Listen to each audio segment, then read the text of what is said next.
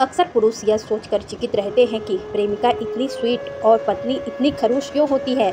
इसका कारण यह है कि बारिश में प्रेमिका को उधार की बाइक और रुपये मांग कर भी लॉन्ग ड्राइवर पर ले जाते हैं, जबकि पत्नी के आते ही अमीर हो जाने पर भी उससे बारिश होने पर चाय पकौड़ी बनवाना ही याद आता है। कभी थकी हारी पत्नी ना कह देती है तो पुरुषों के अहम को इतनी चोट लगती है कि सुबह तक मुंह फुलाए घूमते हैं, जबकि प्रेमिका के आगे 365 दिन भी गिड़गिड़ाने पर कुछ हासिल नहीं हो तो संस्कार समझकर उस पर और प्यार लुटाते हैं और डबल मान मनोवर शुरू कर देते हैं।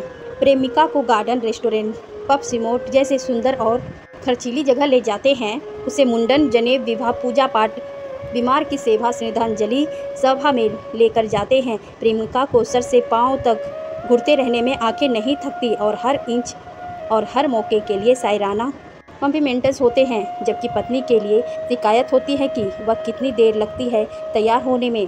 प्रेमिका का फ़ोन 24 घंटे में 24 बार आए तो वह केयर लगता है, जबकि दिन में पत्नी का 2 फ़ोन इनको वायरी लगने लगता है। अपने भले अपने माँ बाप की सेवा नहीं की होगी, लेकिन पत्नी से यही उम्मीद होती है कि वह 24 घंटे में से 48 घंटे पूरे परिवार की सेवा में गुजारे।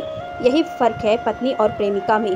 बात उन दिनों की है जब मेरी ससुराल से मेरे सास, ससुर और पति मुझे पहली बार देखने आए थे। उन लोगों को मैं पसंद आ गई।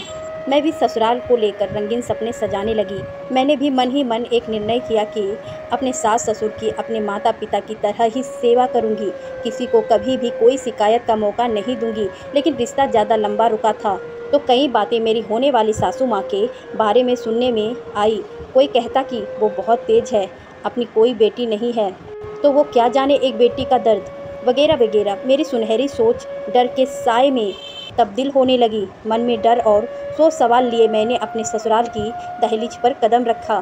शादी की अगली सुबह मुँह दिखाई के साथ समय सास के प्रति मेरी साधारण तब और मजबूत हो गई जब मैंने किसी रिश्ते की बुआ को उनके लिए कुछ ऐसे ही बोलते हुए सुना, नहीं नहीं, मैं नई बहू को काली बिंदी नहीं लगा सकती, भाभी नाराज़ हो जाएगी। मुझे लगा सच में मेरी सासू माँ वाकई में बहुत तेज़ और गुस्से वाली है।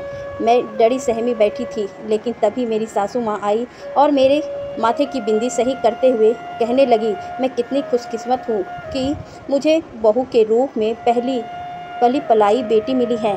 फिर प्यार से मेरा हाथ पकड़कर बोली, बेटी अब से हम ही तुम्हारे माता पिता हैं। अपनी हर परेशानी तुम हमें बताना, अपने मायके में नहीं, मैं भी तो तुम्हारी माँ ही हूँ। सासू माँ की यही वो बात थी जो मेरे दिल को छू गई।